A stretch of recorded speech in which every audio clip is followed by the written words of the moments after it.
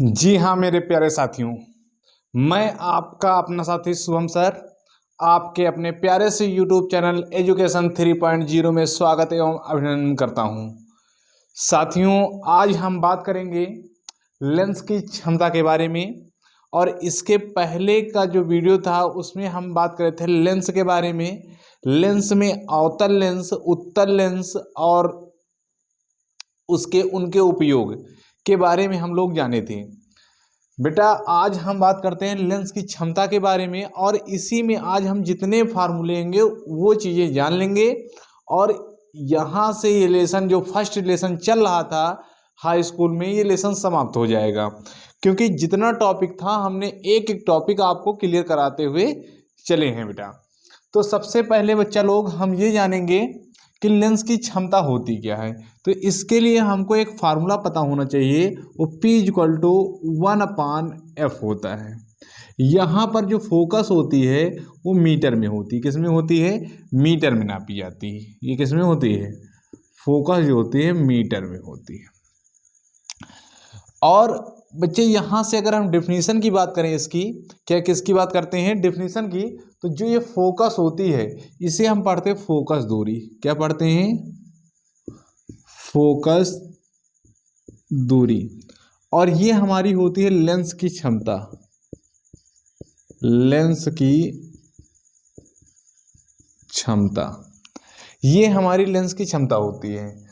बच्चा, हम सबसे पहले इसमें ये जानते हैं, इसकी डेफिनेशन अगर जानेंगे तो हम यहाँ पर उठाएंगे किसी भी लेंस की फोकस दूरी के व्युत्क्रम को क्या कहते हैं? लेंस की क्षमता कहते हैं।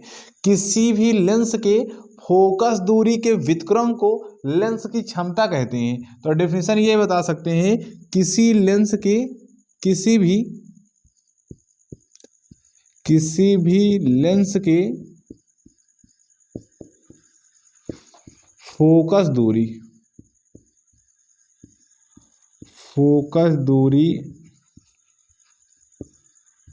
के व्युत्क्रम को लेंस की क्षमता कहते हैं।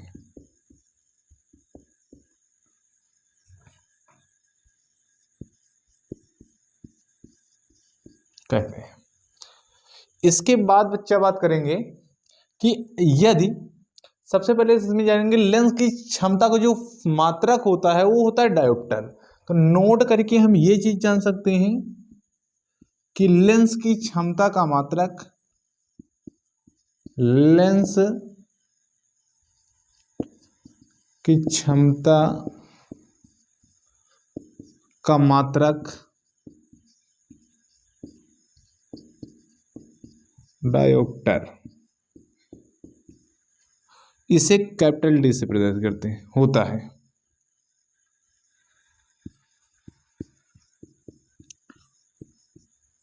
क्या होता है? लेंस की क्षमता का मात्रक क्या होता है? डायोप्टर होता है। इसे कैपिटल डी से प्रदर्शित करते हैं।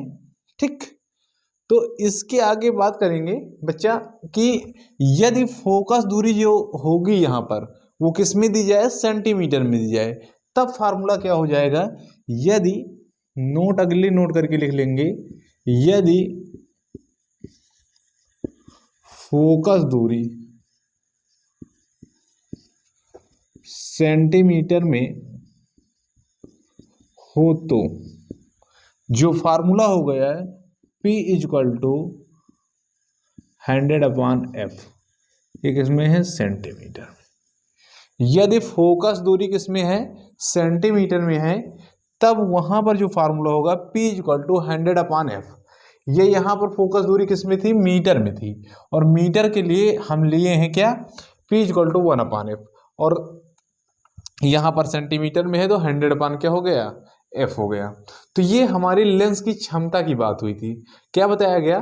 फोकस दूरी के व्युत्क्रम को लेंस की क्या कहते हैं? क्षमता कहते हैं। नोट में लिखें, लेंस की क्षमता का मात्रक क्या होता है बच्चा? डायोप्टर होता है। और यदि फोकस दूरी को सेंटीमीटर में लिया जाएगा तो बच्चा जो होगा इसका फार्मूला P = क्या हो जाएगा? 100/f हो जाएगा। ये सेंटीमीटर में हो जाएगा। इसके बाद बच्चा हम बात करेंगे इसी टॉपिक पर। इसको अगर नोट डाउन नहीं किए हैं तो नोट डाउन कर लीजिए, फिर आगे बात करते हैं। नोट डाउन कर लिया? ठीक है, आगे बात करते हैं बच्चा। जो है इसी टॉपिक में हम बात करेंगे निरपेक्ष अपवर्तनांक के बारे में, रिफ्रैक्टिव इंडेक्स के बारे में। किसके बारे में बात करेंगे? रिफ्रैक्टिव इंडेक्स के बारे में। निरपेक्ष अपवर्तनांक, तो सभी बच्चे डालेंगे हेडिंग निरपेक्ष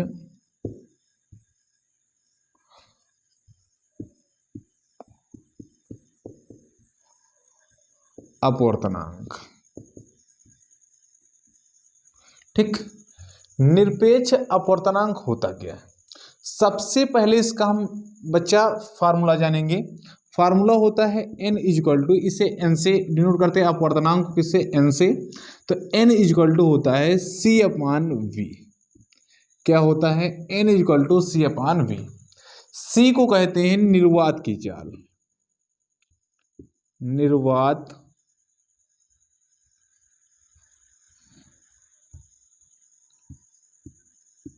में प्रकाश की चाल।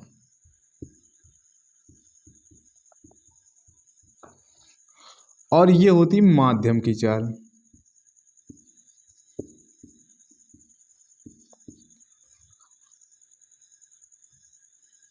माध्यम में या माध्यम की चाल, ये किसकी होती है? माध्यम की चाल। तो हम कह सकते हैं कि निर्वात में प्रकाश की चाल है और ये क्या है? v जो है माध्यम की चाल है। अब माध्यम की चाल जो है निर्वात, निर्वात को हम एक तरीके से कहते हैं वायु वाला माध्यम। कौन सा माध्यम? वायु। निर्वात को क्या कहते हैं? वायु का माध्यम, वायु होता है। तो यहां से अगर हम डेफिनेशन बनाएंगे किसकी? निरपेक्ष अपवर्तनांक। किसकी बारे में बात करेंगे? निरपेक्ष अपवर्तनांक के बारे में बात करेंगे बच्चा। तो सबसे पहले हम इसमें जानेंगे कि निर्वात की प्रकाश की चाल, किसकी चाल? निर्वात की प्रकाश की चाल तथा माध्यम की चाल का जो अनुपात होगा उसे निरपेक्ष अपवर्तनांक कहते हैं। क्या बताया गया? निर्वात की प्रकाश की चाल तथा माध्यम की चाल का, माध्यम में प्रकाश की चाल का अनुपात जो होगा उसे क्या कहेंगे? निरपेक्ष अपवर्तनांक कहते हैं। तो डेफिनेशन अगर लिखना है तो ये लिख सकते हैं, निर्वात में प्रकाश की चाल तथा माध्यम में प्रकाश की चाल का अनुपात क्या कहलाता है? निरपेक्ष अपवर्तनांक कहलाता है। तो इसमें लिखिए निर्वात में प्रकाश की चाल तथा माध्यम में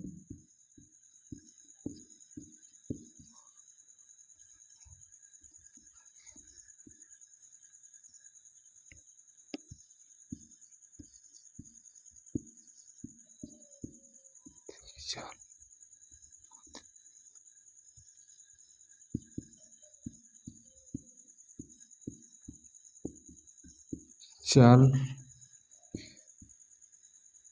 माध्यम में प्रकाश की चाल का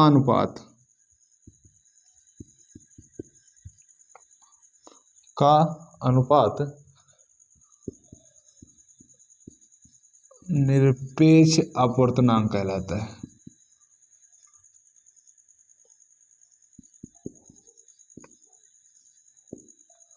निरपेक्ष अपवर्तनांक कहलाता है।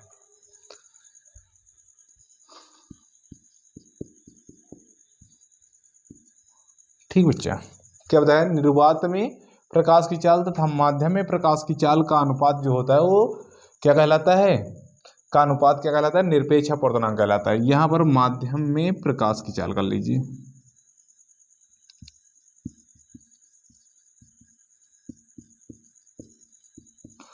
माध्यम में प्रकाश की चाल। तो डेफिनेशन सबको अच्छे से समझ में आई होगी कि ये हमारा सी जो होगा निर्वात में प्रकाश की चाल होती है और v जो होगी ये माध्यम में प्रकाश की चाल। तो निर्वात में प्रकाश की चाल तथा माध्यम में प्रकाश की चाल का अनुपात क्या कहलाता है? निरपेक्ष अपवर्तनांक कहलाता है। अब हमको पता है सी का जो वैल्यू होती है 3 × 10⁸ मीटर पर सेकेंड होती है। निर्वात में प्रकाश की चाल की वैल्यू कितनी होती है? 3 × 10⁸ मीटर पर सेकेंड की स्पीड से प्रकाश की चाल चलती है। जैसे यहाँ सूर्य से प्रकाश निकली और जैसे ही प्रवाहित हुई, तो ये निर्वात का माध्यम होता है और इसी माध्यम में जो प्रकाश की चाल होती है वो कितनी होती है? 3 × 10⁸ मीटर पर सेकेंड की स्पीड से बेटा ये चलती रहती है। कोई दिक्कत? जल्दी से नोट डाउन कर लीजिए इसको। ठीक है, अगला टॉपिक बात करते हैं। इसी में बच्चा आज हम बात करेंगे कि लेंस द्वारा फोकस दूरी, वस्तु की दूरी तथा प्रतिबिंब की दूरी में संबंध। और यहां पर प्रूफ नहीं है बच्चा, केवल इसका फार्मूला है। तो लेंस द्वारा फोकस दूरी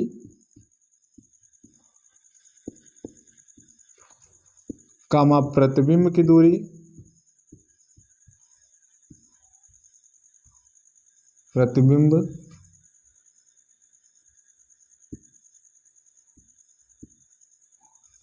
बिंब की दूरी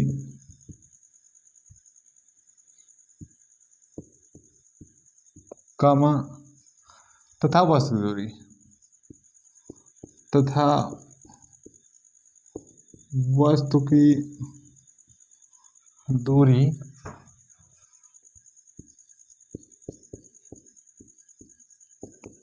संबंध। फोकस दूरी को F से, प्रतिबिंब की दूरी को V से और वस्तु की दूरी को U से। स्मॉल फोकस दूरी को स्मॉल f से, प्रतिबिंब की दूरी को स्मॉल v से और वस्तु की दूरी को स्मॉल u से डिनोट करते हैं या प्रदर्शित करते हैं। यहाँ पर इसके लिए जो फार्मूला होता है, दर्पण में हम क्या पढ़े थे बच्चा? दर्पण में ये पढ़े थे 1/f = 1/v प्लस का 1/u। यहाँ हम बताए थे दर्पण जो होगा लेंस का हमेशा विपरीत होगा। तो यहाँ पर जो होगा 1/f = 1/v - 1/u। ये लेंस है, लेंस के लिए फार्मूला होगा 1/f = 1/v - 1/u। ये हमारी प्रतिबिंब की दूरी है, ये हमारी वस्तु की दूरी है, ये हमारी फोकस दूरी है। बच्चा एक एक टॉपिक एक एक चीज़ क्लियर करते चलेंगे, कोई भी ऐसी चीज़ नहीं होगी कि हम आपको बताएं, क्योंकि न्यूमेरिकल में आप लोग बहुत आसानी से वो न्यूमेरिकल को सॉल्व कर सकते हो। ठीक, आगे बात करते हैं। हो गया? ठीक, इसके बाद जो हम बात करेंगे, इसी लेंस की रेखीय आवर्धन के बारे में बात करेंगे बच्चा। किसके बारे में बात करेंगे?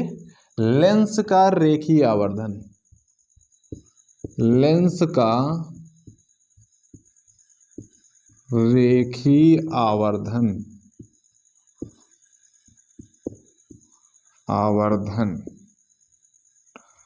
इसे हम m से ही डिनोट करते हैं। m = v/u = I/o। इसे कहते हैं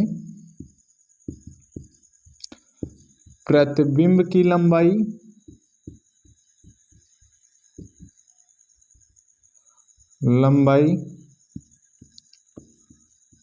वस्तु की लंबाई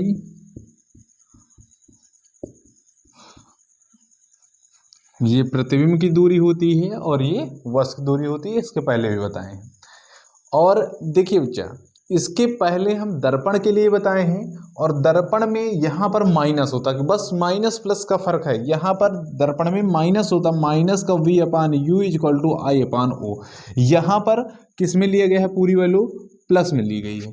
क्या लिया गया है? m = v/u = I/o। I को कहते हैं प्रतिबिंब की लंबाई, u को कहते हैं क्या? वस्तु की लंबाई। अगर यहाँ पर इसकी लेंस की रेखीय आवर्धन की डेफिनेशन बनानी होगी तो हम कह सकते हैं लेंस द्वारा, किसके द्वारा? लेंस द्वारा प्रतिबिंब की लंबाई, किसकी लंबाई? प्रतिबिंब की लंबाई तथा वस्तु की लंबाई का जो अनुपात है, क्या है? अनुपात। इसे हम क्या कहते हैं? लेंस का रेखीय आवर्धन कहते हैं।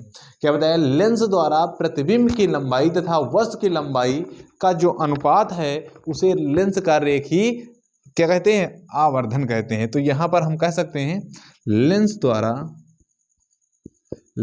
द्वारा प्रतिबिंब की लंबाई, प्रतिबिंब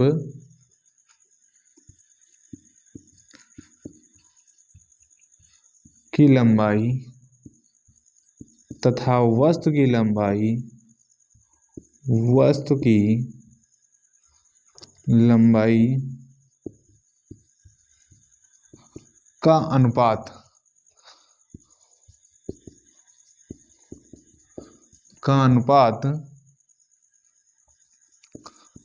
लेंस का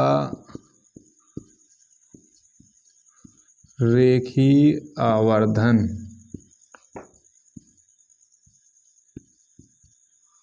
कहलाता है।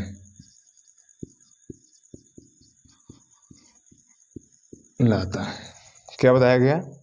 लेंस द्वारा प्रतिबिंब की लंबाई तथा वस्तु की लंबाई का अनुपात लेंस का रेखीय आवर्धन कहलाता है। किसका? लेंस का रेखीय आवर्धन कहलाता है। कोई दिक्कत बच्चा लोग?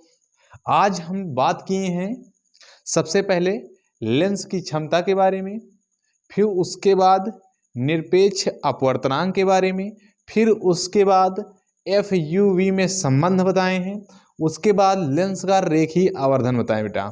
तो बच्चा लोग यहाँ से फर्स्ट चैप्टर आपका समाप्त हो गया है। प्रकाश का परावर्तन एवं अपवर्तन की घटनाओं की जितनी घटनाएं थी हम सभी घटनाओं को बता दिए हैं। तो आपका फर्स्ट चैप्टर यहाँ से समाप्त हो गया है। कल से नए चैप्टर के बारे में बात करेंगे, मानव नेत्र एवं रंग बिरंगा संसार। तो वो चैप्टर पढ़ेंगे। और जो फिजिक्स में चैप्टर 2 है, और ये चैप्टर जितने चैप्टर हैं इनकी वीडियो प्लेलिस्ट में आपको अलग अलग प्लेलिस्ट में मिलेंगी। तो आप हमारे चैनल एजुकेशन 3.0 में जाइए और प्लेलिस्ट पर जाइए, वहाँ पर लाइन वाइज पूरी वीडियो लगी हुई हैं और उनको अच्छे से देखिए। और बच्चा लोग आपको उम्मीद करते हैं और हम ये आशा करते हैं कि आपको बहुत अच्छे से समझ में आएगा।